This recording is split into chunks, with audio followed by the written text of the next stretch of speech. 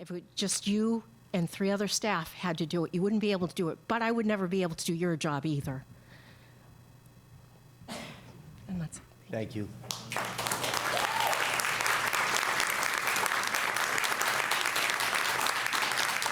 Adrienne Wish, please.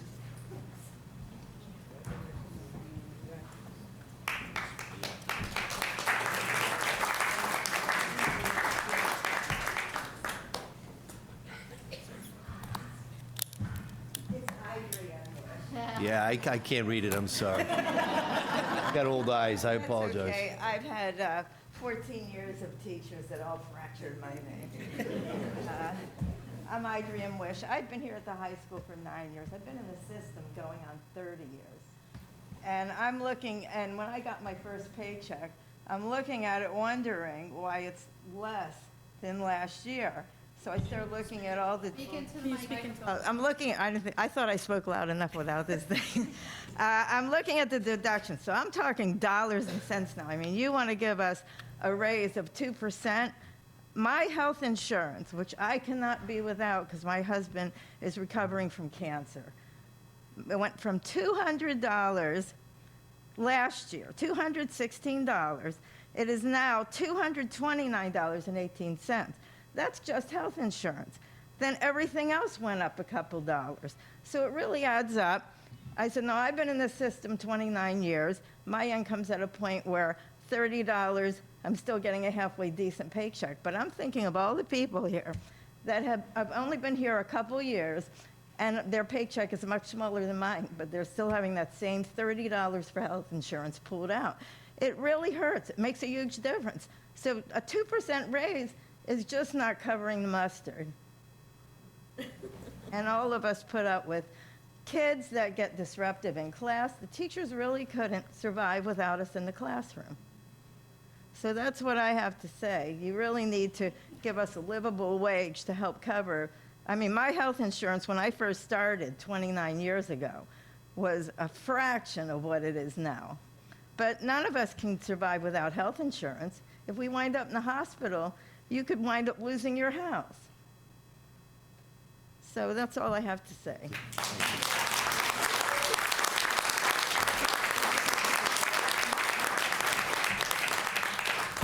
Billy DaCosta.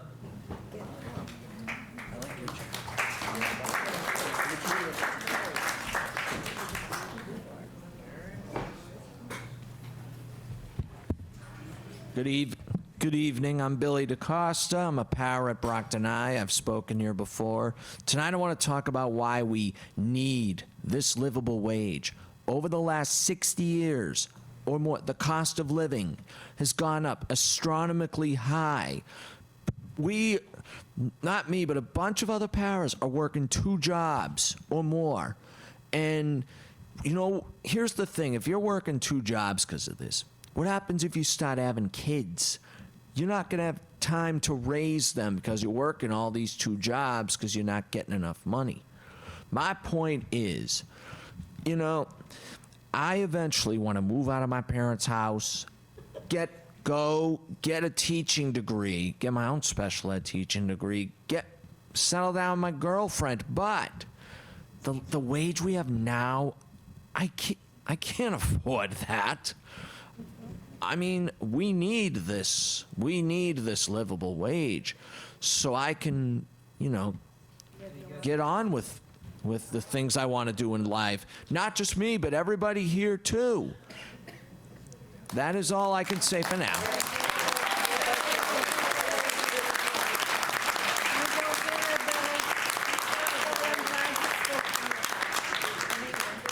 Again, I apologize, but I think it says Donna. Is there a Donna that signed in? Thornton Ave? What's the last name? Thank you. Now everybody knows where I live. Good evening. My name is Donna Shearing. Good evening to everyone. I stand before you as a citizen, a product of Brockton Public Schools, a parent, a taxpayer, and a paraprofessional who deeply loves this city, the people who reside here, and the students who walk the halls of these schools every day. Without going into great details, this past week, Last week I had a couple of absences. I carry an extra duty. I was promptly pulled in for a quote-unquote conversation that I was singled out by name from another department that I was inconsistent. I was out 3 days because I have autoimmune disorders. I had that sick time. And subsequently told that if my inconsistencies were to continue, I would be removed from my duty. That's not fair. I cried myself to sleep. I was depressed for days. I give my heart and soul just like every single one of these professionals in here does. So to devalue what we are worth, because you cannot put a price on the love and respect that we have for the job, our colleagues, and the kids of this city. I implore you to do right, not only by your employees and your citizens, but your children, your future. According to the MTA, I encourage you, go to the MTA website and hit that calculator. A livable wage in Brockton is a minimum of $60,000. You would essentially have to double our pay. And I don't think we've asked for doubling our pay, but according to the MTA, that's where we should be. You should be doubling our pay. So we would have a livable wage, so people don't have to work 2, 3, 4, and 5 jobs and be away from their families. I went straight to school, to my van, home long enough to stuff dinner in my face to come here to stand up for all the other people that cannot be here tonight. It's shameful. Yep. And I fear that if we don't get a fair shake and a fair wage, the repercussions could be disastrous to the city if there was a mass exodus of paraprofessionals. So please, as you go into negotiations, keep that in mind. What would happen to this school system if you lost even 20% of your paras, 30% of your paras? What if you lost them all? Thank you for your time.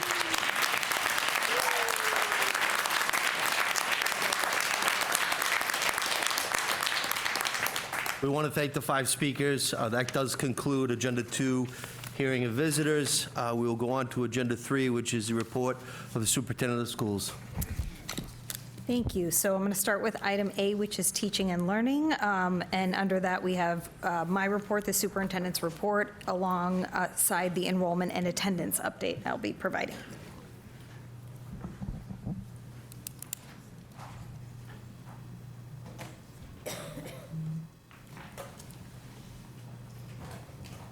Somebody leave their phone?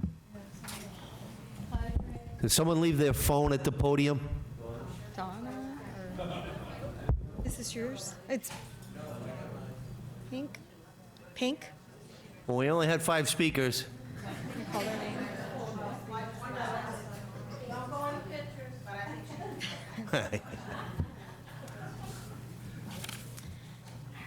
Good evening, everyone. So I'm going to start this evening with an enrollment update, as we have recently submitted our October 1st numbers. Our enrollment for this school year is 14,914 as compared to last year's October 1st number when it was 15,280. So this is an overall decrease of 366 students.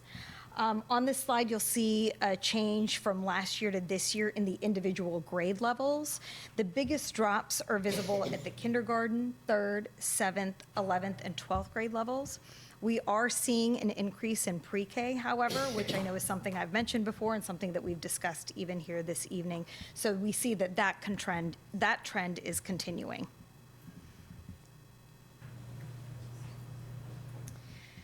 As an update on our enrollment numbers specifically for our English learners, we've also seen an overall decrease in our EL enrollment of 220 students district-wide compared to, again, this time last year. In addition to overall enrollment, our new enrollment for English learners dropped between July 1st and October. From July to October of 2024, so last year, we had 1,011 new enrollees, but for that same time period this year, July of 2025 to October of 2025, we had only 650 enrollees. So that demonstrates that the number of new English learners who are enrolling has drastically increased. So while the cumulative amount has only decreased a bit, this shows you sort of what our trend is over the summer. More specifically, our new enrollments for Haitian and Spanish-speaking students is down by half. Here's a look at the change of newly enrolled English learners, again, from last year to this year at individual grade levels again. The biggest drops are visible at the kindergarten, 3rd, 7th, 11th, and 12th grade levels again. Again, the only grade level that saw even a modest increase was at the pre-K level. Also, I know that I have been asked about our attendance rates. So here's a look at our early attendance figures for the 25-26 school year. Overall, in grades 1 through 12, we're seeing 93.3% attendance. Our most consistent levels are coming in grades 1 through 7, which are all between 94 to 95%, while we're seeing lower rates in high school and pre-K to K. This is actually typical of our attendance rates. One thing that is important to note is that these rates could go up based on students who have not reported yet, and we are still withdrawing. The Department of Elementary and Secondary Education does require that we follow up with students and that we make sure we know where their next landing place is before we remove them from our rolls. So once that happens, for those students who are no longer going to be with us this year, our attendance rates for even previously would be adjusted to reflect our actual attendance for those students who have been in our school district this year. So that's our enrollment and attendance, and I was going to move on to some highlights from our schools. So I want to congratulate all of the students in the Red House here at BHS who were invited to the first Honor Roll Assembly of the year. To recognize their achievements, Red House administrators Stephanie Landerholm and Gary Gayeto hosted an honors breakfast for students, and they stated that they are proud of the students' academic excellence and look forward to celebrating again at the end of term 1.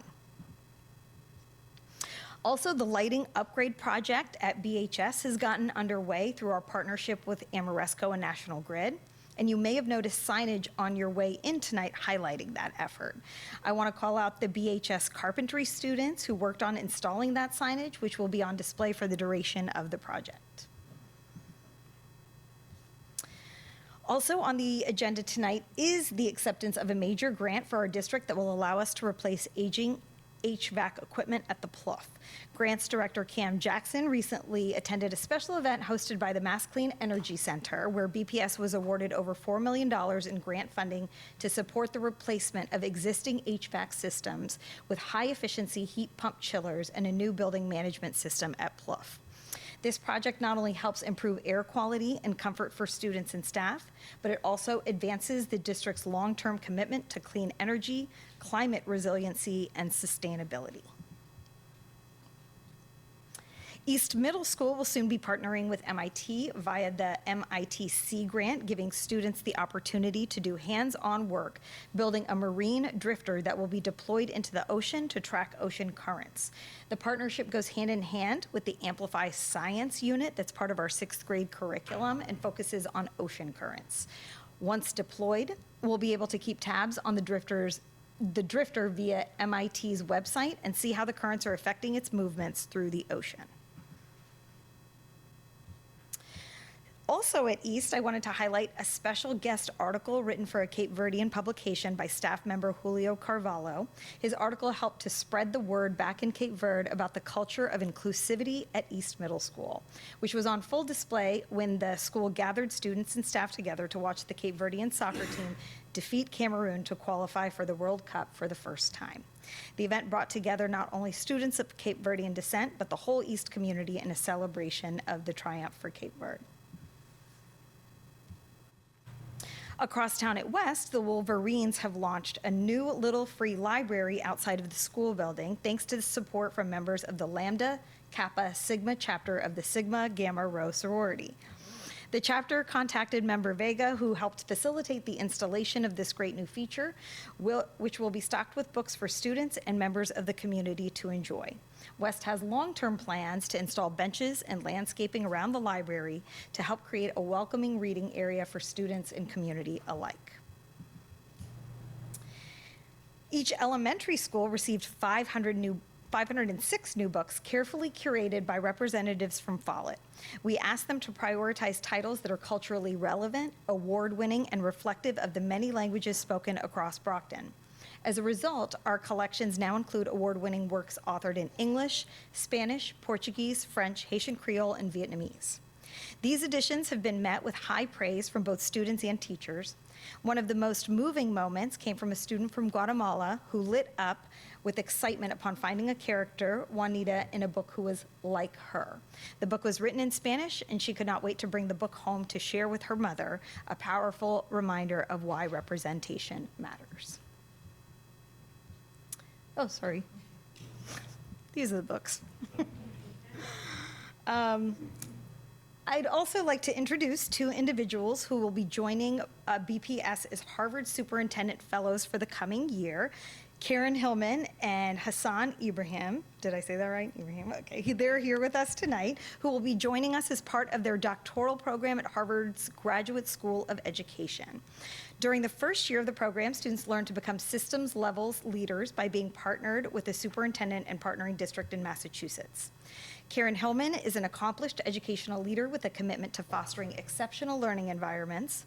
With over 2 decades of experience, Karen has served in pivotal roles, including principal of Dedham Middle School, where she prioritized staff diversification and implementing sustainable systems for teacher leadership and collaboration. Prior to this, Karen contributed to school improvement and innovation through her work at the Massachusetts Department of Elementary and Secondary Education and in the nonprofit world. Her interest in pre-K-12 education stems from a deep belief in creating equitable and enriching experiences for all students, a commitment demonstrated by her work leveraging student voice, enhancing school safety, and implementing professional development initiatives that have elevated school culture. She holds a master's in education from Harvard University.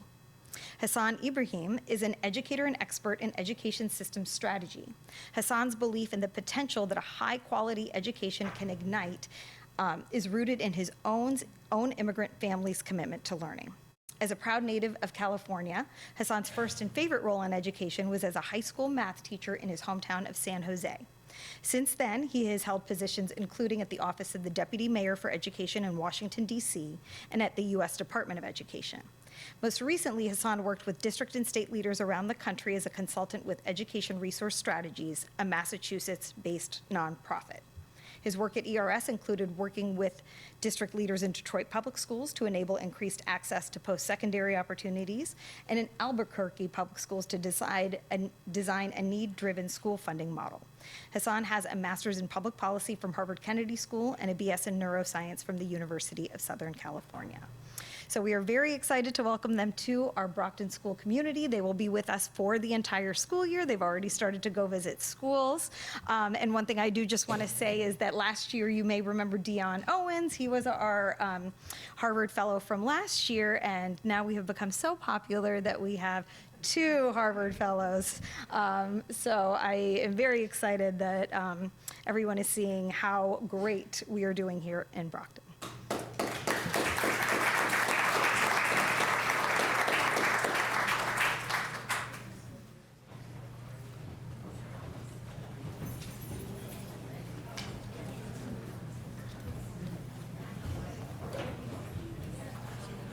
Members, we'll just take a 1-minute recess while people depart.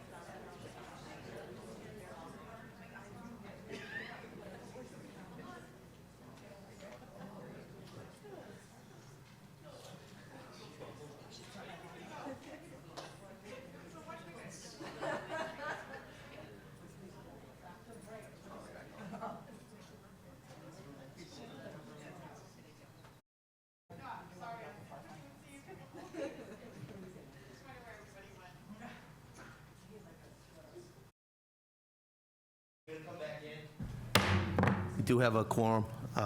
Any questions for the superintendent relative to her presentation? Ms. Oliver, please. Thank you. The only thing that I notice and extremely concerned is just the registration going down, right? The number of students, and I think it's just the state of the country we're in right now. A lot of people are afraid to send their kids to school, and a lot of them are withdrawing, so that kind of basically brings the number down. I'm hoping things settle in about a year or so, that we can get our numbers up. I know that I've been getting a lot of emails from concerned parents and some other questions from residents regarding, we already have in place exactly what to do if ICE come to our school, right, to the door. But what they're asking mostly is, what are we doing surrounding schools? And I did say to some people, we don't have the manpower, right? We don't have all the police, school police, to go to every school area to basically make sure all our kids are walking and they're safe. They're not being snatched off the street like what's happening around the country. But I just want to know what your opinion, what is the city is willing to help out to make sure our students are basically literally being kidnapped off the street. I know it's not happened here, but I know they're here. But just to basically see how we can work as a community to make sure our priority is always our kids, that they're safe, they don't feel scared to walk to school, and then, you know, the absentee is going to be really high. I mean, I can speak to that. Once the change in the White House, Courtney Henderson, my Director of Immigration Services, has come up with protocols that mirror what Priyati Heliani has told us. She's worked with Kelly Jones and the team on the school side as well. We also have reached out to all the different pastors in the community. We've had face-to-face meetings. I meet with them every other Friday as well. So again, we've had meetings with Chief Perez. I want to make it clear, BPD is not working with ICE. I'm a Democratic mayor, even though it's nonpartisan. They're not coming to me and knocking on my door and telling me they're coming to the City of Champions. But with that being said, we are definitely mindful of the fact that it's impacting not just the City of Brockton, but the Commonwealth as a whole. So again, Courtney Henderson is someone that I value as a team member, and she's doing an unbelievable effort on that. Thank you. I appreciate that answer. I think that it's not going to solve everything, but I do appreciate that you are having this meeting with the community partners to basically kind of relieve a little bit of tension and just keep our kids safe. That's all we're asking for, just make sure they're safe at all time. Thank you. Thank you. Any other questions for the superintendent relative to her presentation? Mr. Vega? I'll start off towards the end. This is the second year we've had a Harvard this year we got 2. Last year we had 1, right? That's right, and I failed to ask them to stand up and just wave at everybody. Right over here. And I think, you know, that it should be mentioned that that's a direct connection between our superintendent and that program. So it's an important piece to recognize that, you know, Brockton continually ends up being a resource for other folks. And so, yeah, it's very powerful. You mentioned the growing number of multi-language learners. So we know that while the state as a whole gets a smaller percentage of federal funds versus state, we know that disproportionately those funds are earmarked for multi-language learners. So, you know, like, what are the things that we're doing in advance of what could, you know, possible loss of federal funds to ensure that this growing population continues to get the resources that it needs? Yes. So there's a couple of different things we're thinking about. Obviously, just the overall enrollment numbers. That certainly impacts our budget for next year. So that will impact our Chapter 70 funds. So that is something when we use this year's enrollment to kind of give us a gauge of what we're going to be looking at for next year. But one of the things we had already started to prepare for, despite or before even knowing about the decrease in our multilingual learners, is the fact that our grant funds we had already seen that our grant funds may be at risk. So particularly last year, I think there were 5 different grants, the biggest one being Title I. We did receive those grants for this year, but we have been advised to be thinking about what it would look like in the future in the case that we weren't to have those grants. And so we are thinking about Title I for sure, but Title III is also one of the ones specifically that we utilize for multilingual learners. And while we haven't had any direct information about that one, we have recently received some unfortunate news about the ROPES grant that we had received, which I'll be sharing with you all. So we do know that these funding sources could potentially,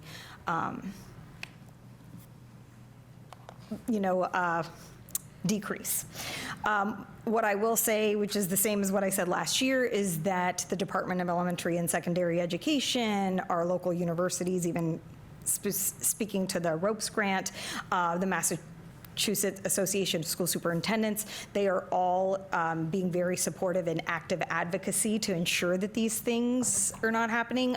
You may have actually received a letter too to sign about the fiscal risks that school districts are at, and while that's not particularly related to what you're asking about, that goes back to the issues that we even felt last year, right, before these funding sources were starting to become at risk. So you may have seen that letter. I know many superintendents and union representatives have signed on to it. They've actually asked us to send it out to principals, so I'll be doing that as well. So there's a lot of advocacy around just the challenges we faced last year with transportation and special education and circuit breaker and reimbursements, but then they are aware and getting ready for the advocacy that we are going to need to pick up when it comes to these other funding streams. So that doesn't, I know, perfectly answer your question, but one thing that we did do at the start of this year when we started to learn that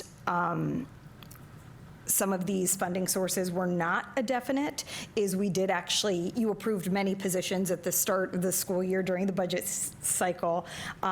We did actually go through those positions, and we, any that were not, forward-facing to students, we sort of, put as priority 2 because we want to make sure that we are focusing on those forward-facing positions. And because we know that if those remain vacant, then, maybe it'll be less of a concern of what we're looking at for next year when we're thinking about staffing. So we already have started to kind of think of the budget that you approved, that we discussed, that we were excited about. We've already started to look at that budget a little bit differently and start to think about where we can be a little bit more conservative and forward thinking about what could happen. Again, without trying to eliminate any services directly for our students. Thank you. And could you just remind folks, you mentioned that the ROPES grant is in peril.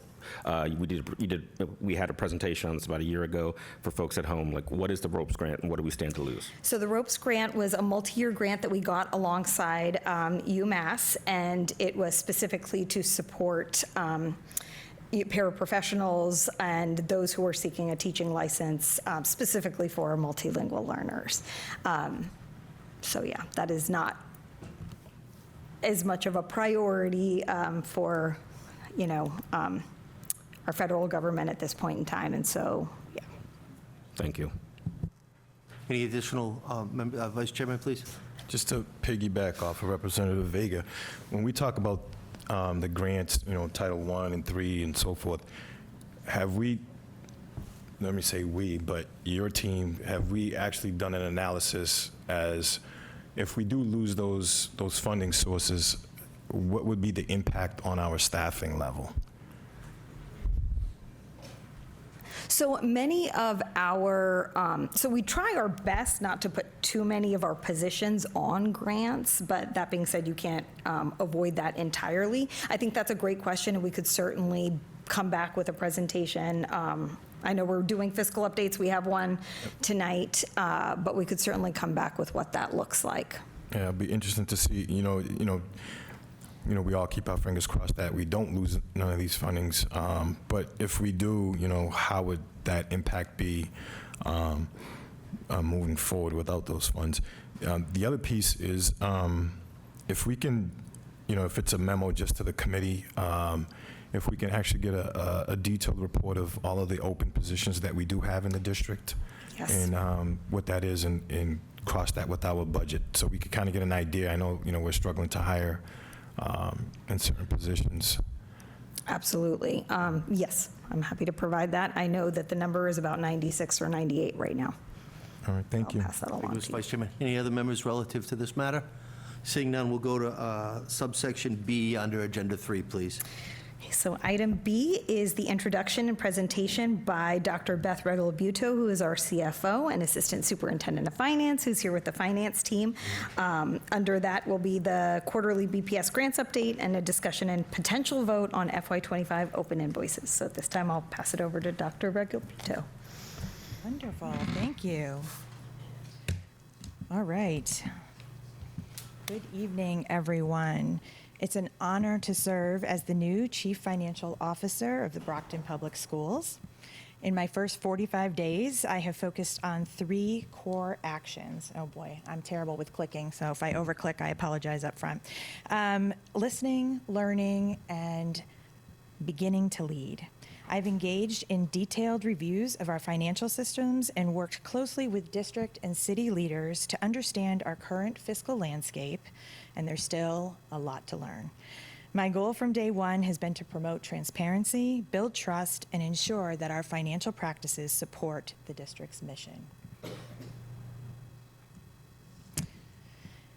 Our financial strategy is directly tied to the district's broader priorities. This includes high-quality learning experiences, ensuring access to all learning opportunities, providing welcoming and inclusive environments, family and community partnerships, and equitable resources. Our goal is to ensure that fiscal decisions are being aligned to support these core priorities. Strong financial leadership requires strong relationships. No one can do this work alone.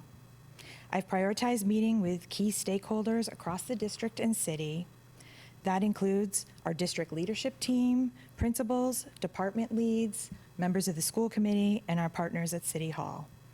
Today, in support of these relationships, our entire district finance team and our partners from the city auditor's office and city finance office are here in support. We are actively working with DESE and federal agencies to ensure full compliance with grant and regulatory requirements. All of these relationships are vital to transparent and collaborative budget process. Okay.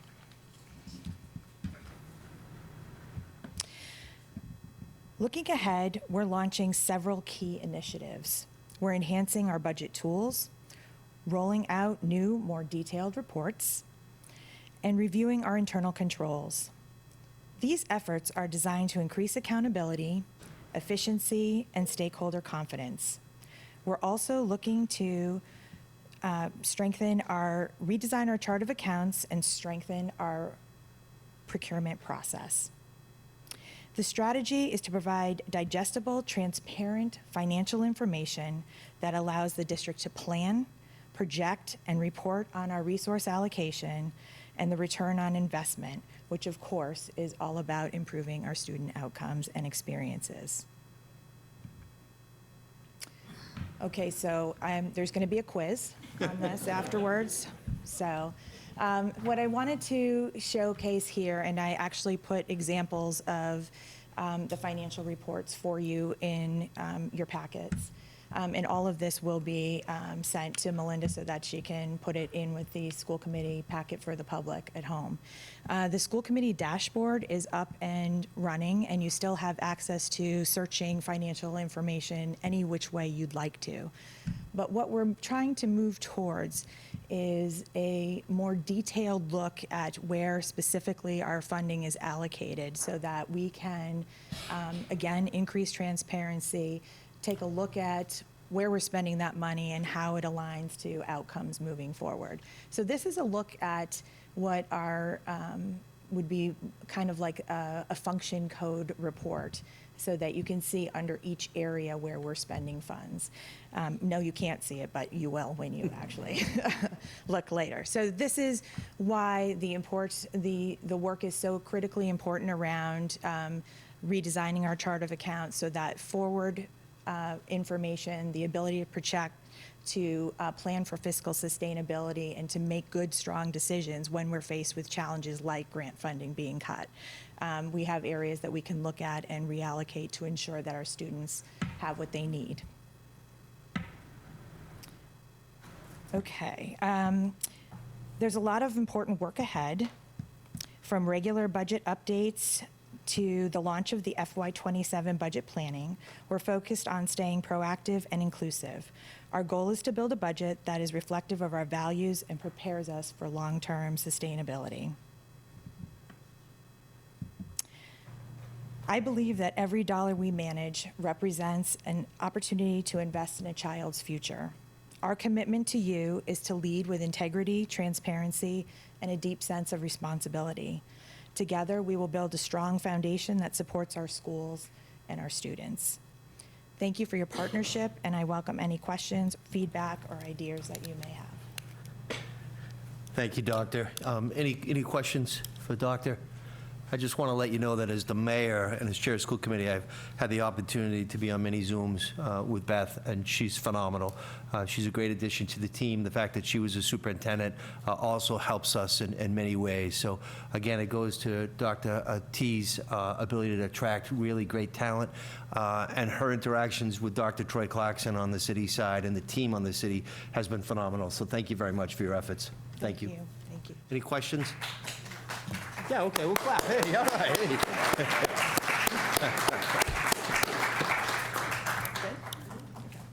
Thank you very much. Bob, Oh, I'm sorry, Vice Chair. with the dashboard that we have that was created by Open Architects, which gives the members greater access to monitoring the budget, I know on the state side we have what we call the open checkbook, and the community can go in and look at where the spending trends are and so forth. I did have a conversation with the consultant.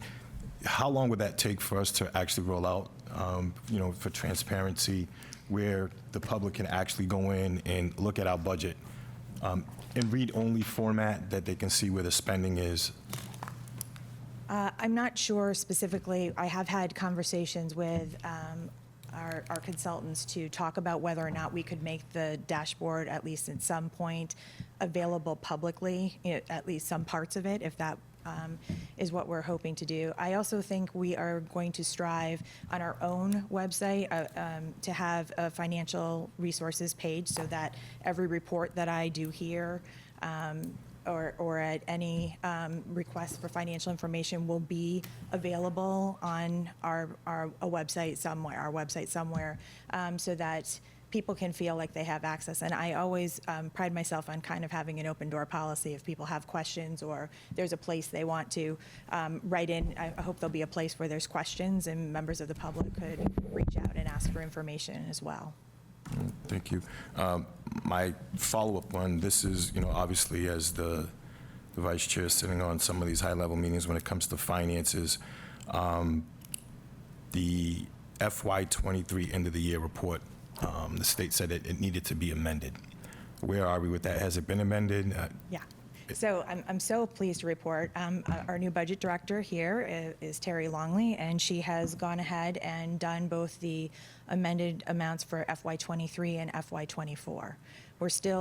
We're almost there with the closeout of FY25, but we're not ready to fully report yet. But we've done a lot of work to get to that process. So I'm pleased that that's all done. The state was very pleased with that information. Do you have an actual dollar figure what the difference is on that? I don't. You don't have that? I don't, Okay. but I can get it for you. Thank you. When you do send that through the superintendent, if all the members can receive that, what that is, because I'm assuming there's going to be some type of carryover with the difference in numbers, correct? All right, thank you. Thank you, Ms. Vice Chair. Any additional questions for Doctor at this time? Seeing none, we'll move on. Thank you. Thank you. Good evening. Hi. Hello. How are you? Good, you? Good.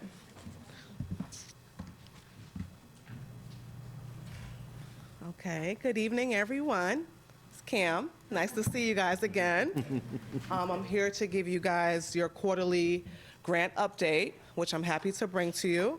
I have provided you guys all with the end of the year grant booklet, and I hope you enjoy it.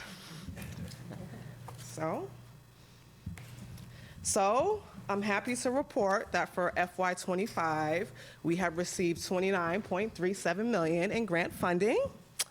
This is due to all the hard work from our facilitators, our finance team, and our staff here for really pulling in the dedication to help us accrue all the grants that we need for our special programs. So I just wanted to thank all of our facilitators for your hard work and dedication on helping us get these grants for our district. So thank you so much. So I just wanted to highlight a few grants. So obtaining grant funding in Brockton Public Schools for us is more than just dollars, as we know. It's an investment in creating pathways for every student to learn, grow, and succeed. These resources also allow us to expand opportunities and strengthen supports and assist with removing barriers so that our students and families can fully engage in school and community life. Ultimately, grants fuel programs that help students achieve their goals, from entering kindergarten to learning to graduate prepared for college, career, and beyond. So I just wanted to highlight in your book that you'll see our CPPI programs and our CFCE programs offer preschool seats to our schools, our students here in Brockton, and we also have our early college partnership grants with Nellie Mae and two with Desi that help students in Brockton actually pursue their associate's or their bachelor's degree while they're in school now. So that's wonderful. So some key program highlights.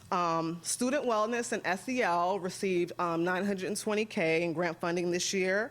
This helped expand mental health clinicians, specifically multilingual mental health clinicians for our students, help us learn restorative practices with our staff, create safe and healthier spaces for our school environments. Adult education, as we know, is one of our huge grants that we received. With this grant, we were able to support 800 adult learners, helping them support literacy skills, English language skills, and workforce skills so they're able to be out and gain jobs to support their families. Early childhood, as I just mentioned, over $1.1 million in grant fundings to offer preschool seats, parent engagement programs, and kindergarten readiness to support for our young learners. Teaching and learning, which encompasses a lot, TAG, ESSA, things like that, boosted literacy, math, STEM, and civic instruction while created pathways and leadership opportunities. And also our multilingual education and student support, which also supported multilingual learners, newcomer students, and those experiencing homelessness so they remain connected and thrive while they're learning. Another great thing while working with our grants this year was the partnerships that we were able to create and develop. I know it's kind of hard to see, but I'll read it off. Starting off with higher education, our partnerships with Suffolk University, coming in and helping us with our restorative justice trainings were awesome. Staff really had a positive acceptance for that. They really wanted more of those restorative justice trainings from Suffolk University. They would love to come into Brockton and teach our staff, so that was a great partnership that was formed. Partnerships with UMass Lowell, UMass Dartmouth from early college, as I earlier just mentioned. The YMCA, Brockton Day Nursery, Cape Verdean Women's United are all partners that we created through grants that we have to support initiatives that we have throughout the district. Advocates for Youth, Pinnacle Partnerships, which may I mention that through many of our SEL grants, they have created a multilingual resource booklet that we are able to give to all of our principals soon that will be able to be offered to our community. So if someone is looking for food banks, or shelter support, they're able to go to this booklet and kind of find their contact information, and we can support them through that. So that was wonderful. And that's offered in many different languages. And then our Arts and Culture, Mass Cultural Council, which was a pillar in supporting us. They supported many schools this year just by offering speed painting, field trips, the aquarium, the local art museum for schools to go to, students that haven't had these experiences in a long time if it weren't for these grants. The Children's Hospital offering STEM workshops through community schools, and also the Wonders program Klarman Foundation, which helped offer us our students musical instruments. All these partnerships wouldn't be possible without the grants that we have and just creating just a communication and partnership that we know that we're trying to help the community as a whole. We can't do it all by ourselves, so it was wonderful to have these partners come in and just be able to work with us hands-on and just support our initiatives through our grants. So that was wonderful. And of course, our city of Brockton, partnering with the other city side and just making sure we're working together, supporting on grants together, writing grants together. That's a big deal, having that type of partnership and transparency with the grant team on the city side. So that was awesome.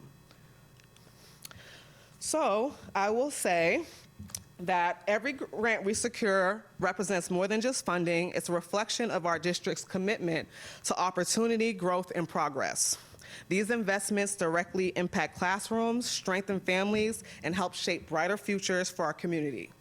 Each award allows us to expand innovative programs, deepen community partnerships, and provide our staff with professional development that they need to deliver exceptional training and sectional instruction and support. Together, these resources ensure that every student, from our youngest learners to our adult education participants, has the tools and access and encouragement they need to thrive. So as we look ahead, we just remain committed to building on this momentum as best as we can with the current climate and continuing to support our students, families, and our staff. So that's it.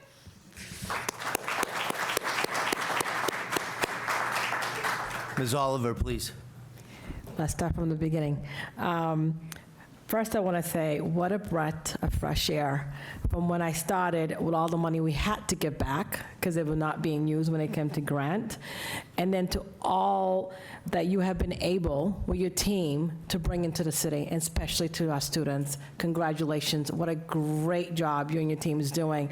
And it's something that since I started, I always say we need to do more with the grant, get the right person in that office and build a team, and we will get more money to our students. I appreciate you all. Great job. And it also accounts to the fact that we have an unbelievable superintendent that has been able to put incredible leaders in each office, in each department, to be able to do what you're doing. And especially, welcome to the new CFO. But it's definitely a team that is due to respect, accountability, transparency, and anytime we have a question, you have been there to answer. And I cannot wait to see what FY26 comes. I can see you're so excited that we will be getting more, especially with everything else that's being taken away, and I hope that we can find more grants. It seems like you just find them in the grass somewhere and just bring them all to the city, which you appreciate. I think people are like jealous the fact that you're bringing all this grant to us. Sorry, she can't go nowhere. She's staying with us. But thank you. I really do appreciate all the work you guys are doing. Thank you. Thank you so much. Thank you. Any other questions or comments at this time from the membership? Mr. Vega, please. I just started with a comment. I think everything Ms. Aller said is absolutely on spot. And I think that what's impressed me the most is that Ms. Jackson isn't in an office on a computer all day long. Like, she's in front and center at critical planning meetings. There was an opportunity for the vice chair and I and some others to get together. Ms. Jackson was there, and the moment she arrived, she began contributing to the overall conversation. And I think that's a powerful piece. She's not just somebody that we're flinging ideas at. She's bringing the ideas to the table. And I think that's just been an incredible partnership. So I had asked the superintendent earlier about, federal funding. So obviously on the fiscal side of things, we might have to examine not filling certain positions or thinking about cost cuts in certain areas. What's the good news, Ms. Jackson? Where do we need to pivot in order to bring or maintain the levels of money that we're at now? Well, I will say that DESE has been amazing, an amazing partner. Just understanding what we've been going through at the White House, and just understanding that different funding isn't really going to be in to support us, maybe not. They have just opened up different opportunities for us to explore different avenues of funding. For example, our early college funding should have been cut, but they opened up another opportunity for us to get a little bit more funding in, so it was like a part 2 to that. So they're really understanding, keeping in contact with them, talking to them, getting on the meetings with them every week, our facilitators, even myself. To your point, we're there together. making sure we're representing Brockton to understand this is the fiscal side and this is the program side. So they understand that we are partnered and we're working as a team. So in return, they're trying to support us as best as they can.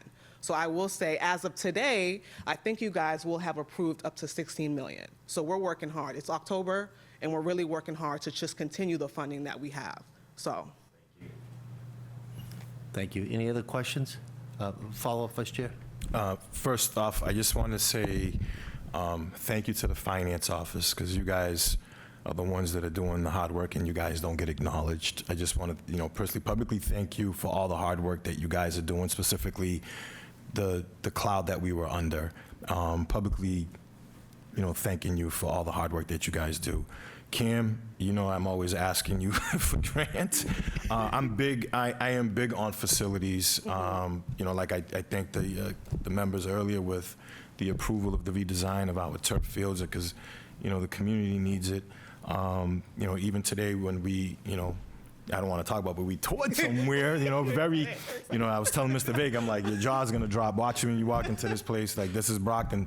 And I'm confident that this body's going to move forward in that direction, and working with the superintendent and yourself to make sure that to just show that, the hard work that's being done, not, we're here just waiting for that stuff to come to us for the approval, but I always say it's not just sitting in the meetings and taking a vote. It's actually sitting in some of these meetings with yourself, which we did with Kevin McCaskill, and making sure that what's going to happen. It's going to be eye-opening, and it's going to be a momentous moment for the city of Brockton.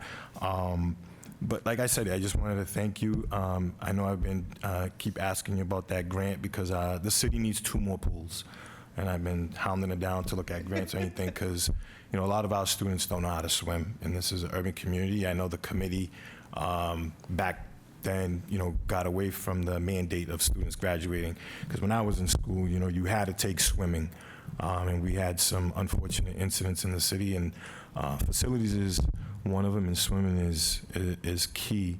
I have my own vision when it comes to getting the facilities done in the district, and Ken knows I'm always calling him, like, hey, can we paint this gym, can we do this? And obviously we have to have the funding source there, but I just want to thank you for the hard work that you've put in. This is something that the committee's been missing for a long time, of getting those regular updates with our grants, making sure that the finance meeting, and making sure where all of our dollars are going. But I want to thank you for all the hard work that you're doing, and the team finance and everybody that's down at Central. Sometimes the superintendent kicks me out of Central, just letting you know, because people are doing hard work. So Thank you so much. Thank you, Mr. Vice Chair. Mr. Combs, please. Thank you. Yeah, do kick him out. Well, I want to say thank you as well. I know you guys are actually working. Hey, it's not easy. There's a lot that goes into it. I did, do some grant writing process before. It's a lot of paperwork. Yeah, I used to work for the city. It's a lot of work. It's a lot of time and energy. We appreciate it. And also you guys coming here and doing these presentations is much appreciated. I remember a while back when you initially came here, presented on a few grants that you were working on, the amount, so on and so forth.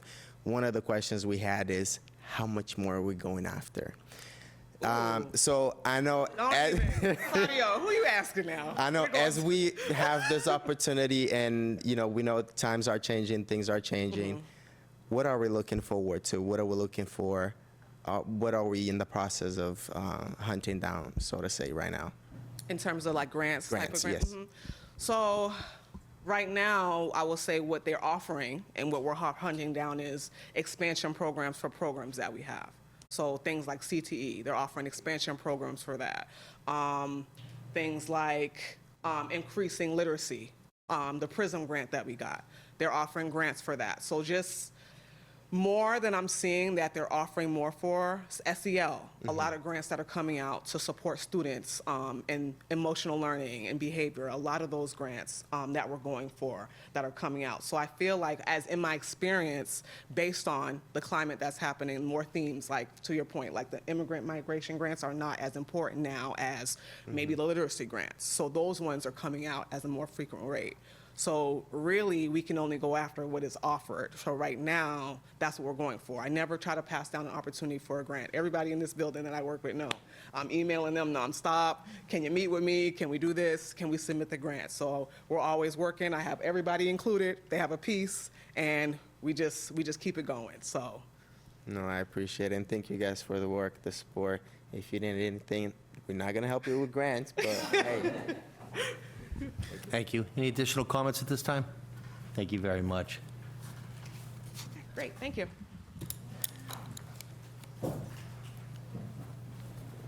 Next matter is discussion and potential vote FY25 open invoices. So less fun. Notice I went in this order.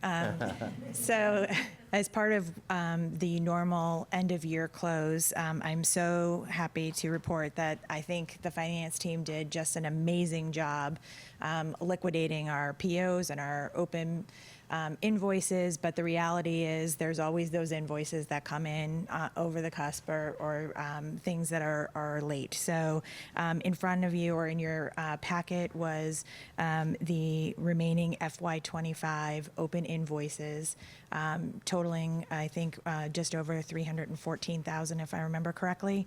And we ask that you vote to approve to pay those because we have checked and the goods and services were rendered appropriately, and we just need to make them whole.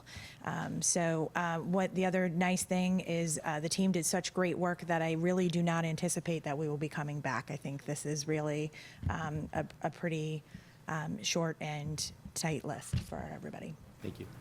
Vice Chair? So you can sit there, stand there actually and say we're not going to get some POs down the line that. Oh, I'm not saying that. I anticipate. I mean, I hope, right? I mean, you never know. But I think we did a lot of hunting. Like we actually called and followed up. So we were very active in closing everything that we know about. There could be some surprises, but for the most part, the things that we knew about and that were on our radar, we hunted down to get to this list. All right. If I may, could I too? Superintendent, yep. So, and I do want to distinguish these from the unpaid invoices that y'all have seen over the last years or the last year that were part of our cleanup, because I know they went back to FY22, FY23. You know, like, I think that's where your question comes from, is what about these surprises? The thing that has been put in place by the finance department, in collaboration with the city, is notices to vendors that they need to bill us within 30 days. Reminders have gone out to let them know that they need to invoice us. So and we actually, to answer your question, we have had a surprise or two that came in from FY24, but based on a previous vote of yours, we are not honoring those. So our vendors are learning that no, they have to actually make sure that they are billing us on time so that we can pay on time. These open invoices, I would say you're going to see every year at around this time as part of the normal close of the fiscal year. So for example, when we have tuition for June, we're not getting that bill till July because that's for services rendered in June. So we can't get the bill beforehand or pay the bill beforehand. So this to me is different from what we've seen in the past in that this is part of a typical close of a fiscal year versus what we were doing last year, which I feel was a lot of cleanup. So I just wanted to distinguish those. Hey, that was going to be my follow-up questions as far as sending those notices to these vendors. Is that something that's just like your internal mechanism of doing, or is this something that we have to create a policy? I don't want to create a policy, but just to make sure that it's actually being, adhered to, so that somebody's not dropping the ball and, after the fiscal year is closed, you're getting, a couple of hundred invoices and you're like, whoa, where's this funding coming from for us to take care of these bills? Exactly, and that was, again, you saw as part of our priorities, right? We're even talking about automating the PO process, and we really are striving to do things in the appropriate order, right? So we shouldn't be seeing the invoice first, right? We should be seeing the purchase order and then paying the invoice and for what that's for. So it's kind of been an exercise that I've been doing. I signed 482 POs in person. I'm looking at every single one throughout the district, as is this entire team, to make sure that we are cleaning up our workflows and we are ensuring that the processes are being done in the right order. And that allows us then to go back and make sure we can contact the people who have the purchase orders and did we get your invoice? And we know, we can see ahead of time, that we should be expecting our 12th payment of such and such if we're doing it the right way. So that's what we've been really working on. And I think you're going to notice a significant decrease in those types of issues. Just point of information, Doctor and also Attorney Sy have been working with Interim Auditor Juan Gonzalez and also City Solicitor Megan Bridges. So everyone's aligned, and it's really a magnificent approach that they're doing. And again, this is something that's going to be kind of a normal course of business going forward because a lot of it is just right when the fiscal year concludes. Do you have a follow-up, Vice Chair? Just one, and I know we've already talked about this, and I brought this up about 2 years ago. So we have our policy with the warrant system, and we haven't been following that from our meetings, and I don't want to overstep, but I think we're prepared? We're prepared, but what is actually holding us from following through on that warrant system? So we actually have a pilot ready to go. So it's just a matter of me bringing it to this group and letting you know what it's going to look like. Again, we've been working with the city on a process. Okay. All right, thank you. Mr. Gomes, followed by Ms. Oliver, please. Just a quick follow-up. When I was reading through this, I did notice that majority of the invoices are from June of this year. However, there were a good number of them that were from 2024. Some were like towards the end of the year, some were like middle to beginning of the year. What's the explanation with those invoices? And So they were still all part of this fiscal year. So yes, you're right, there were some because they billed us late. There were also, as you know, so that is a great question. There were, for example, I think we're paying the lease in here. Yes, So as you know, part of last year, so there is a little bit of cleanup left in here. We were also trying to procure things appropriately and execute contracts. So there were some areas too where we needed to, because remember, we were going back and kind of doing that process backwards. And so in order to pay some of those bills, we actually had to have an executed contract. So some of this too was us getting our ducks in a row and making sure we had the appropriate paperwork. So if you rewind a year ago, right, when we weren't paying our bills because we didn't have any contracts, so here we are now. We now have contracts. It's been a process, a painstaking process, but there are some for which we actually had to go out to bid, and so there are areas too where we had to clean up and make sure we had all the appropriate backup paperwork, working with the city solicitor to make sure we had dotted all of our I's and crossed our T's so that we could release payment. And just to reconfirm, all of these invoices have been verified and services have been made? Yes. Okay. Thank you. Ms. Oliver, please. You took my question. I do appreciate the fact that you guys are working, especially, I mean, it's only 1, 2, 3, 4, 5 from 2024 compared to what we used to get. Just as long as, like, some of them is also the beginning of the year that I see on this, that we continue to work with them, that they are sending our invoice in a timely manner. So we can definitely work with them, because the last thing we want to do is not pay them. We want to pay them, but we also need invoices to know exactly what they're charging us for, and just make sure that it's timely. Thank you, I appreciate all the work. Just point of information, we had a finance meeting last night at the City Council. On the agenda was Foster Street, and that was, Solicitor Bridges shared it. I talked a little bit about it, and it was voted favorable back. So that will be kind of belts and suspenders, but it's going to be a formal contract. I know Ken is here, and he's been helping a lot on that. So again, the City Council did pass it favorable back to the full council, meaning that they'll vote on that in a week's time. Any other questions at this time? If not, I entertain a motion relative to this matter. A motion to approve FY25 open invoices in the amount of $314,222.37. Second. So motion on the floor, it was made by the Vice Chair, it was properly seconded by Ms. Oliver. All in favor, kindly raise your hand. If you oppose, raise your hand. It passes unanimously. Thank you very much, ma'am. We will now continue on subsection C, items to refer to subcommittee. Any matters to refer to subcommittee, Vice Chair? I know we have as of right now, October 28th, we were going to do the superintendent subcommittee, but we're going to take that up this evening. I want to set up, and I'll confer with the superintendent, now our new CFO. I want to do an accounts review meeting. Specifically, I want to review, and I will be putting an email into the new auditor, Mr. Juan Gonzalez and Mr. Clarkson, relative to the CARES Act, because it was discussed on the city council that there was a deficit of 3.9, but I just want to go line item to line item of how did we acquire a 3.9, and I know it's being kind of delayed with payment on that. And then I will also tee up a policy committee that same night. If any members want to review any policies, they can forward it to myself and our legal counsel to review and tee that up. I know there's some items there. I know Mr. Vega had something that he wanted to address, and so we can address that on that night. Great, thank you. Ms. Azak, please. Thank you. Actually, Ms. Longley, I apologize, reached out to me earlier, so I do need to schedule a bid review meeting.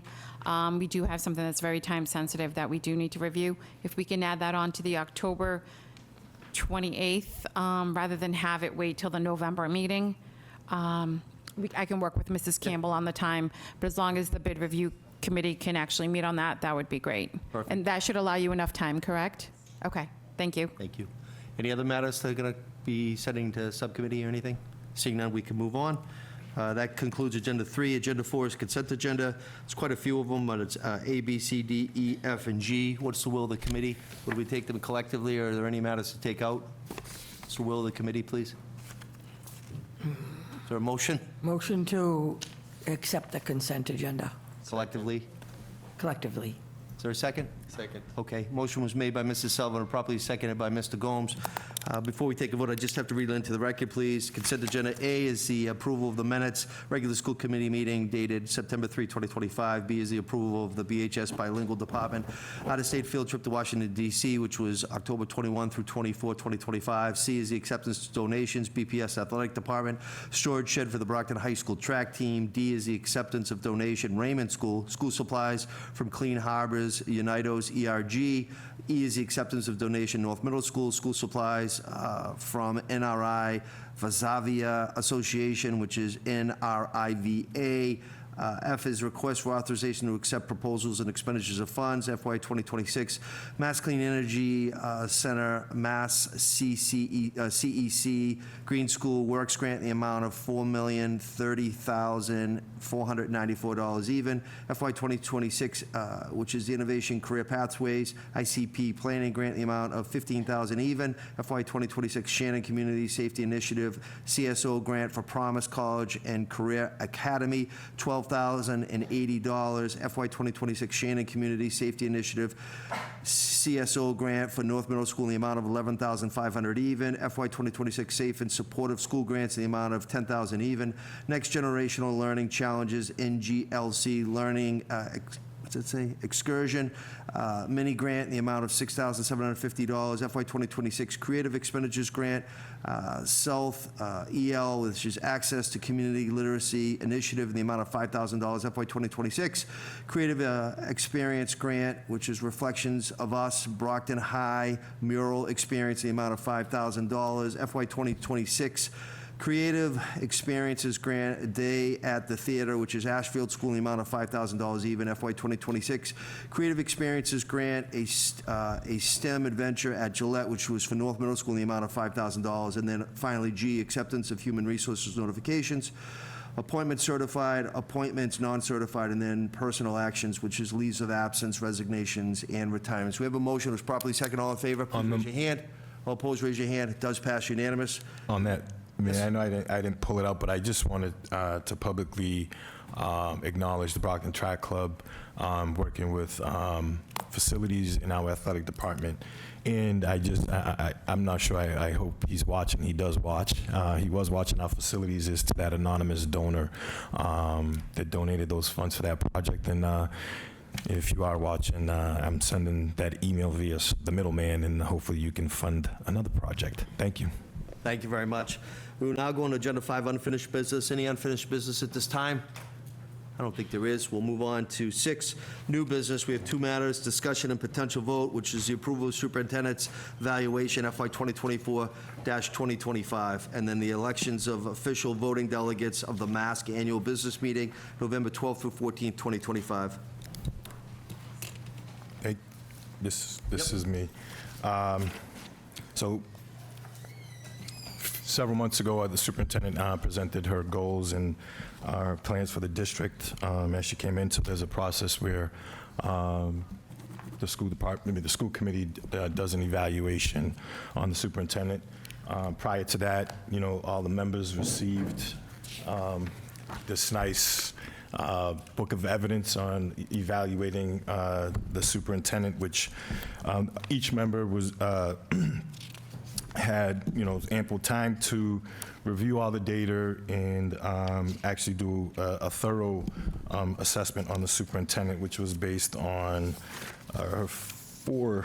Let me try to get these pages here. I was folding and it didn't fold the way I wanted it to, but it was based upon standard 1, which is instructional leadership, standard 2, which was the management and operations of the school district, and also standard 3, which is family and community engagement, and standard 4, professional culture. So with that is, there was 4 categories of how to assess the superintendent, where the ratings required if it was needs improvement, unsatisfactory, or exemplary, or proficient in those areas.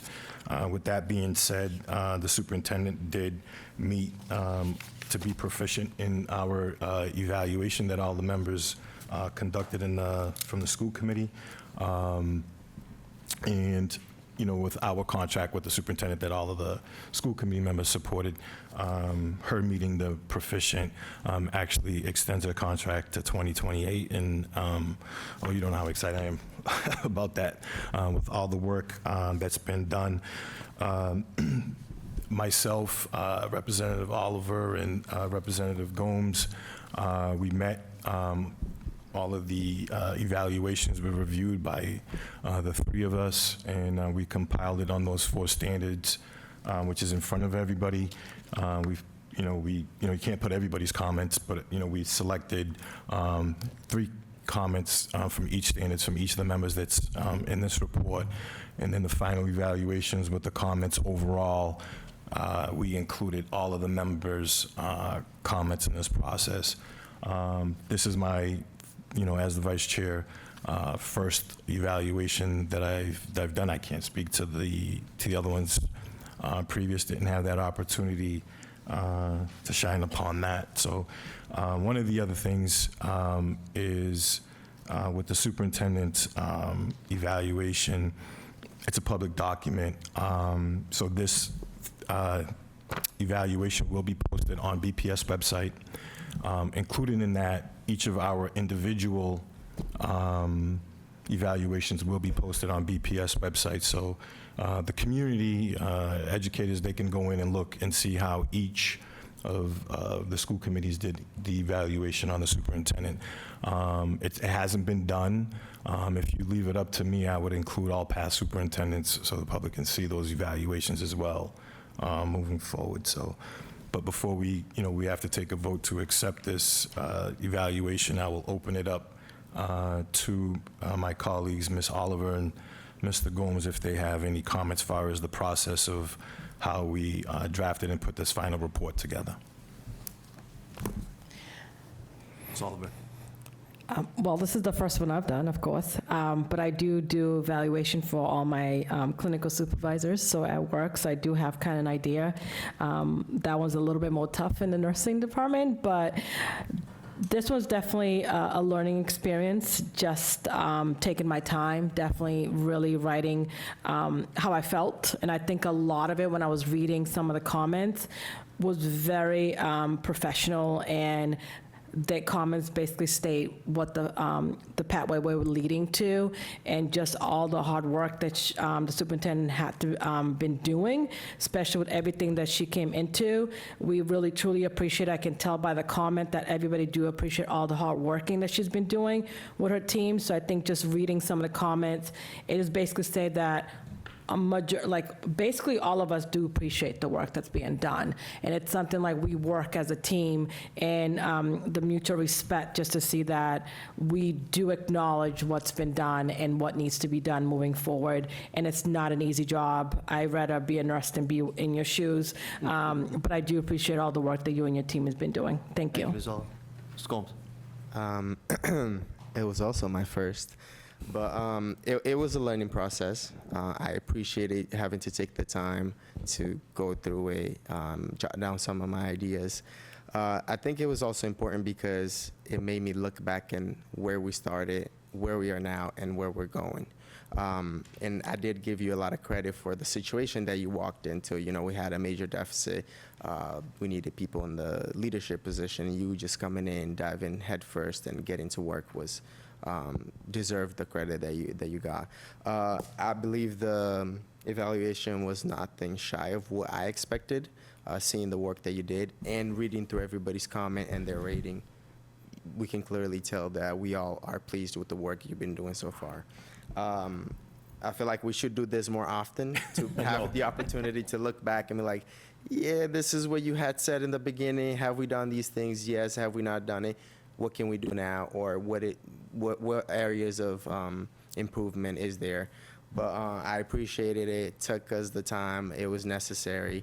And thank you all for completing the evaluation. But yeah, thank you. Yeah, I just want to echo that as well, because in the past, vice chairs and myself had to chase people down. So I really want to thank you all, because it was professional, it was timely.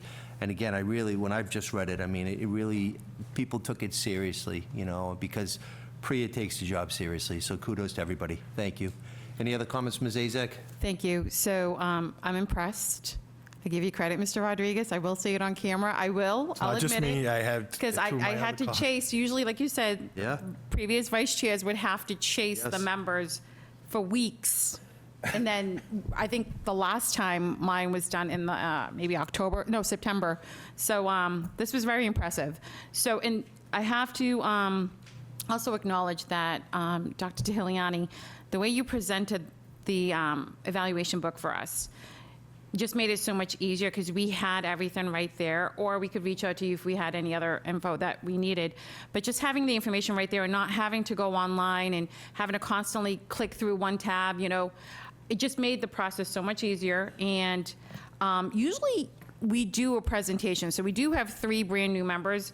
Usually it's a presentation, but this is great. It's available online, but usually we present it and go over everything just so we can highlight to those that are watching.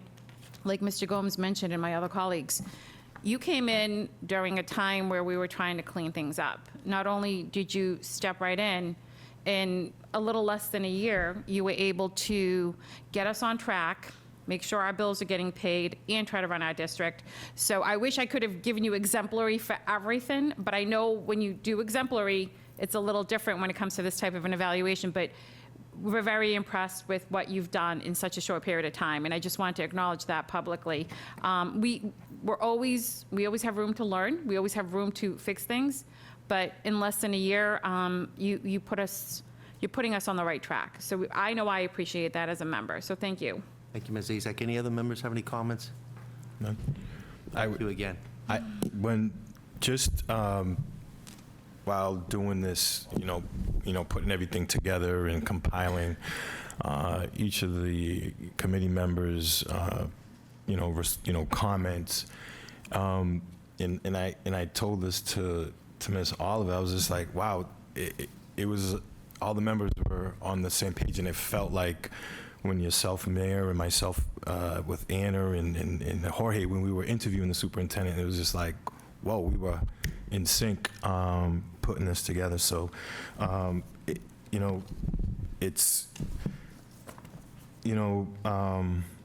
district's been, this is just my opinion, been missing, not to shy upon any former superintendents. I was just she's the second superintendent while being a member here, is just seeing the difference of work of caliber and the transparency.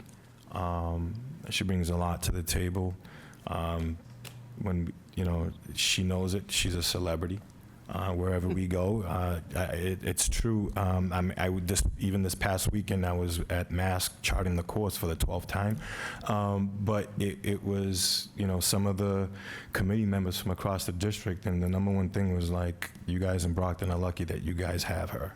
So I just want to publicly thank you for choosing Brockton and knowing that what we were going through, and then you wanted to be here to make sure that you lead us in the right path and making sure that our community is stronger, because it starts with education. Thank you. Thank you, Mr. Vice Chairman. I entertain a motion. Motion to approve the superintendent's 24-25 evaluation report as proficient and as her contract stated extends to 2028. Form of a motion. Second, please. Second. All right, just the record will reflect, Vice Chairman Rodriguez made the motion. It was properly seconded by Mr. Gomes. All in favor, kindly raise your hand. If you oppose, raise your hand. Passes unanimously. Congratulations again, Superintendent, and thank you very much.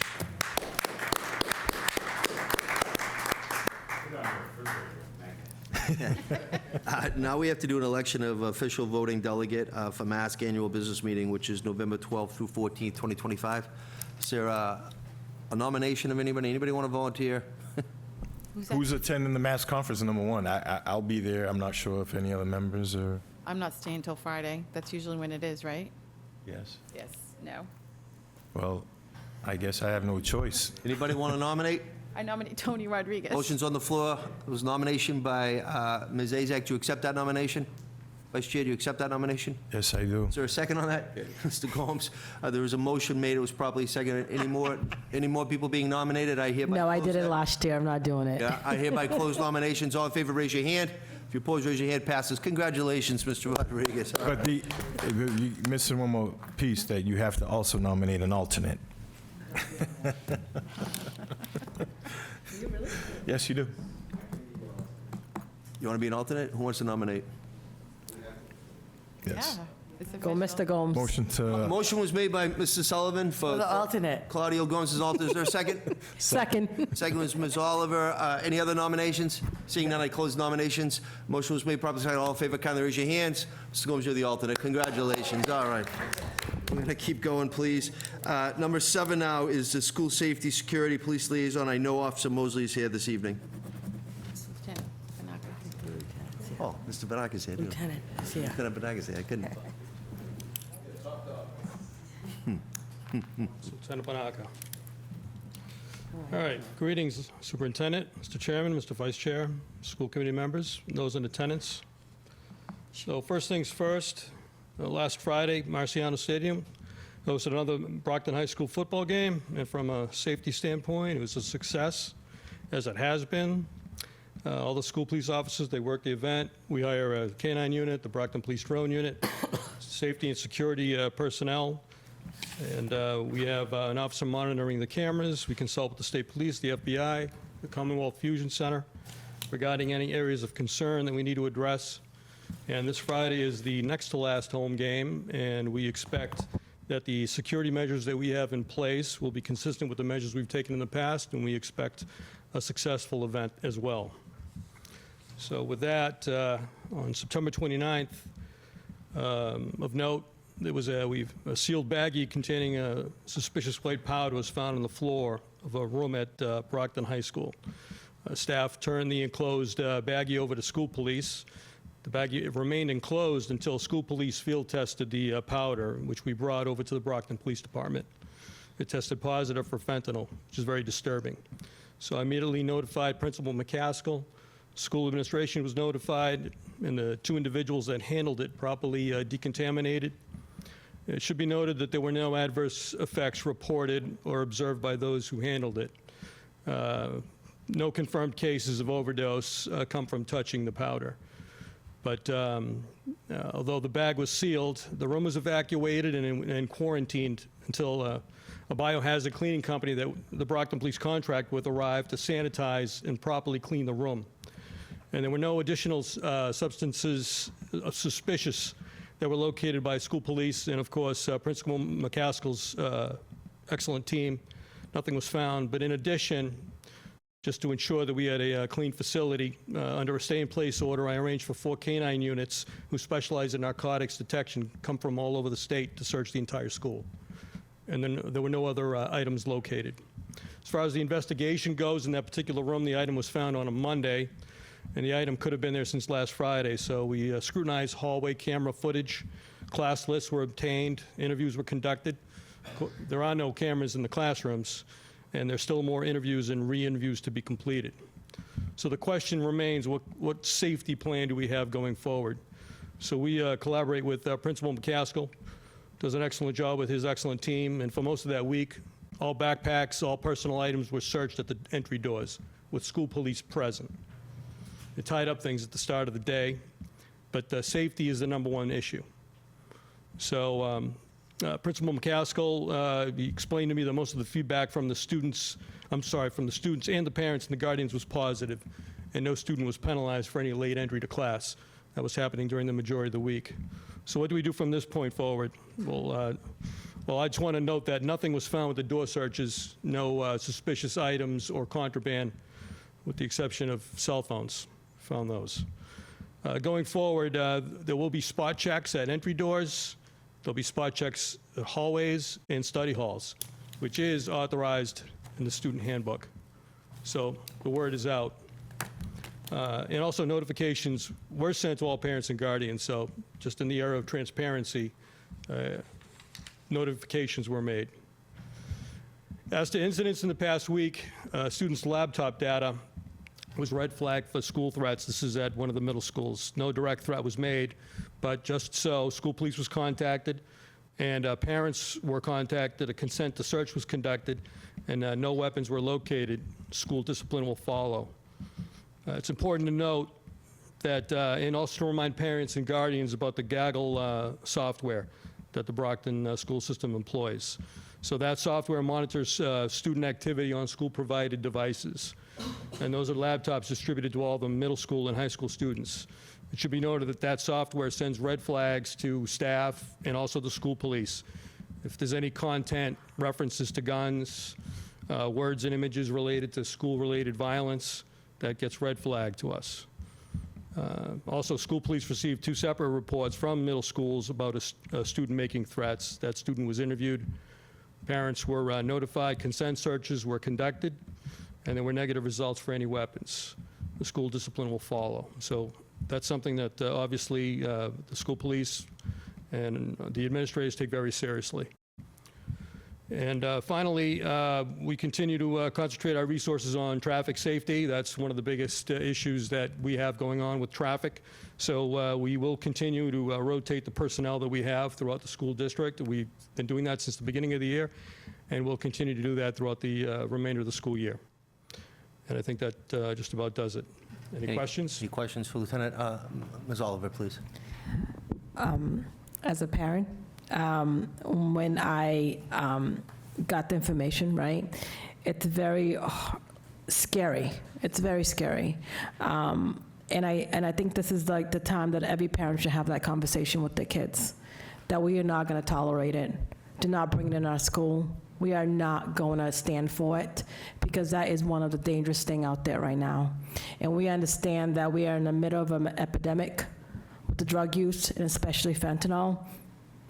And somebody that has worked in detox and have seen the effect of it, have seen somebody overdose in front of her, I understand exactly what could possibly happen to our students. And it's not fair that you want to bring that substance into our school. And as a school committee member and as a parent, I'm asking every parent to have that hard conversation with your kid today, because we are not going to tolerate it. Because if a child had basically sniffled that by accident, that child could have died. So it's something that we need to have the hard conversation that Brockton High and every school in this school district is not going to tolerate it. And I know told my daughter, I was like, sorry that you were a little bit inconvenient, that your stuff had to be checked. But this is what we need to do to make sure it never gets in our school, and it's very hard because we have to start at the home to basically make sure we're having those harm conversation. Thank you. Thank you, Ms. Oliver. Mr. Sullivan, did you have a question? Okay. Any other questions? Vice Chair? More of just a comment, probably lead to a question.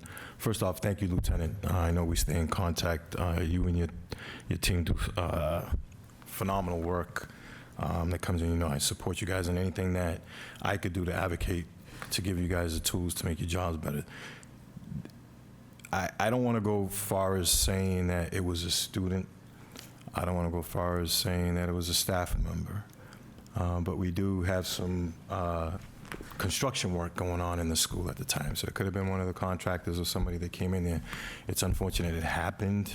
I'm glad that nobody got hurt, and I'm glad that that student didn't do anything with it. And I know you guys are working diligently to make sure that our students are safe, because safety is the number one priority.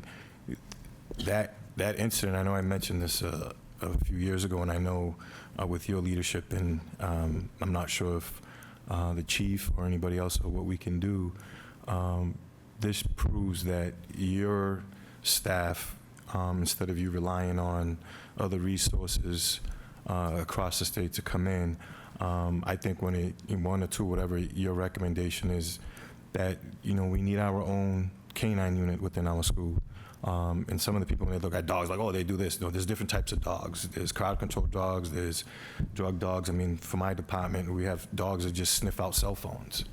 And, you know, drug dogs are very passive. They're not aggressive. And I think that would be a deterrent to anybody that's bringing it if they know that we have that there. And I would love to see that happen. I know you're in the process of hiring some staff, but this is a case of where we have to have those resources, that we're not relying on anybody, that we're proactive and not reactive in this instance of what, you know, transpired. I just want to publicly thank you for the hard work that you do and the expertise that you've been bringing to the school police department. You're a huge asset. Thank you. It's a team effort in the school police. They're excellent. Since I've come here, they do an excellent job. So we appreciate the support, and certainly additional numbers of school police officers in order to perhaps at some point have a canine unit, maybe a drug detection dog, certainly would be advantageous. Thank you, Mr. Vice Chairman. Any other questions for Lieutenant? Seeing none, thank you. We'll go on to the next agenda. Next agenda item is 8 announcements. Ms. Azak, followed by Mr. Vega, please. Thank you. Actually, I was hoping I didn't have to make this announcement, but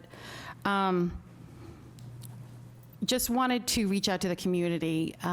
You know, Cradles to Crayons has been donating winter coats for the past few years, probably about 8 years. And we've always had a facility to work out of. I've always had a place to be there with my volunteers. With all the downsizing, we've gotten to a point where there is nowhere to go. I've been reaching out to business owners. I've been reaching out to people to try to find a location. I am not going to turn away 1,600 brand new coats. So I'm asking the community, if you know of it's got to be a safe facility for volunteers and myself. I have to be able to access it throughout the day. To be there, we need to be able to get the probably 8 to 10 pallets of coats, and it needs to be accessible, double doors to be able to get the pallets through the doors. And, you know, they wanted to deliver them in September. I've been asking and asking and asking, and we just don't have anywhere. So I don't want everyone to get into a frenzy. We will have the coats, even if they have to be outside in my yard. We will have the coat drive. It will be done. But I need a safe place for the volunteers and myself. And then what we do, it's a process. This is just not just putting the coats. There's a lot of prep work. We haven't even submitted the form online yet until I know where the location's going to be. But I can't hold Cradles to Crayons off any longer. They need to deliver the coats, and they're actually delivering them early this year. Usually they deliver them in November. So if anyone knows of a warehouse, like I said, it has to be, you know, somewhere where there's heat, and somewhere where it's local, so at least our volunteers can go there. And I need to be able to access it. So whether I have a key or a fob or something, I would always be there with someone. But I do need to get these coats delivered. If anyone can think of a place, reach out to me, Joyce Asak at bpsma.org. just reach out to me and we can try to, I reached out to one of the colleges. We're trying to see if I don't know if they'll be able to accommodate it, but Zach, I think the Westgate Mall might be a good place because they have free space there. Sears is still open right now as a vacant space. Oh, but perfect. when we needed early voting, they didn't even charge us. They gave us a location. So New England Development owns it. We can reach out to them tomorrow and you can coordinate with them. Perfect. Yeah, 'cause I Just think, throwing that out there. It might be a good location, pallet ready, and you'd be given a key. So we'll see. That's it. We need to get them delivered like next week. So I need to, I put a lot of time into this. So if we can, Mayor, if we can just figure something out, we do need to get the coats because it's going to get cold pretty soon. And we're not turning these coats away. They're brand new. They're really nice brand new coats and our kids need them. So hopefully, fingers crossed. And if we find a location, the form will be on our website in a few days. So I'll reach out to you, Mayor. Thank you. Thank you. Ms. Vice Chairman? I was just going to piggyback through you, Mayor. Like, we have the Shaw Center and we have... We don't have the Shaw Center. Joyce had reached out to me about that. It's still the annex for City Hall. We still have the planning there. We have the building department there because of the construction being done with the ARPA money at City Hall. Oh. So that's going to be at least until the holidays. Okay. What about the War Memorial? Would that be an option? I'm not sure if that's through you or who that wouldn't would be go through me. That'd be through the War Memorial trustees. But again, to get free access in there, it's difficult. I think we'll come up with a solution because I concur, we don't want to pass it up. It's a gift, but we'll strategize. Yeah, I apologize. So we had some amazing students, and the students that helped us out with our backpack drive were amazing, and they're just wonderful volunteers, and they want to be part of this. I'm sure we can get this done in one day with all their help. I mean, we gave away 6,500 backpacks. I mean, they rocked. But I am asking to have at least a location until right before Thanksgiving. That's all, just to give us enough time. You just never know. In the past, I've done probably about 80 to 90% of it on my own because it's a lot during the day. That's the only time I can access our buildings is during the day. But we do get volunteers. But it makes it so much easier if the kids can help out. Plus, they really enjoyed it. And I know our Boxer Outreach Program and our ambassadors, they all want to help. I just need to find a safe location for all of us to work out of. So, but we'll touch base. Thank you. Yeah. Any other comments at this time for announcements? Mr. Vega. Just briefly, I just wanted to give a shout out. We did a Ward 1 neighborhood meetup this past week. It's an opportunity for folks to come together, residents, and it's usually about topics of safety. We had Chief Nardelli there. We had an incredible presentation from our social emotional learning team, Linda Lacorto and John Snellgrove, that was really well received. And an extra special shout out to Sergeant Anderson, Officer Madero, and Officer Mosley, who it was incredible. They did a presentation that tied into the bullying segment, and it was just wonderful to see them pass the presentation back and forth with Mr. Mosley on IT. But it was incredible, kind of. Seeing them in an entirely different light, and folks had a good time, and I just want to give them a shout out for the work that they did. Thank you. Any more announcements? Just two announcements. Number one, the holiday parade is happening this year. There's some rumor out there that it's not happening. It is happening. It will be this Saturday, as always, Saturday after Thanksgiving. And also, I want to give a shout out to Priya, Sharon Walder, and Kevin McCaskill. I was able to coordinate a meeting with Boston College. I had asked Dean Goodman in the Woods program and Father Eric in the Messina College if they would consider coming and meeting with some folks to try to give free scholarships to BC. They're ready, willing, and able to work with us. You must be proud as a double eagle. And I'm proud as a double eagle myself. So I just want to thank them because they took time to meet with these individuals, and we'll continue some conversations. So thank you very much, Dr. T. Any other announcements at this time? We'll continue then. Next agenda item is Agenda 9, executive session. If I could read into the record the two matters. Executive session pursuant to Mass General Law, Chapter 30A, Section 21A6, to consider the purchase, exchange, lease, or value of real property, the disclosure of which may have a detrimental effect on the negotiating position of the public body.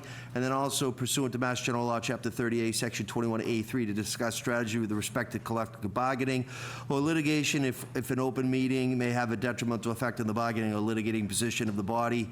of the public body, and the chair so declares. As chair, I do so declare that. Brockton Education Association, BEA, Brockton Education Support Professional Association, BESPA, Independent Brockton Administrators, Assistants, and Technical Employees Association, IBAA-TEA, Teamsters Local Number 653, International Brotherhood of Teamsters, Transportation, Custodial, and School Police. I entertain a motion to go into executive session. Motion. Go ahead, Mrs. Sullivan. No, go ahead. Okay, thank you. Mrs. Azak. Motion to go into executive session as stated. Second. Motion made by Ms. Azak, properly seconded by Mrs. Sullivan. We have a motion on the floor, properly seconded. Standards is I have to call a roll call because it's executive session. Mrs. Sullivan? Yes. Mr. Gomes? Yes. Mr. Vega? Yes. Ms. Oliver? Yes. Vice Chair? Yes. Ms. Azak? Yes. And I'm a yes. We're going into executive session. Mrs. Campbell, what room? E257. We're going to go in there now. I also have to state that we will not, I underline, not come into public session and get open meeting. Thank you.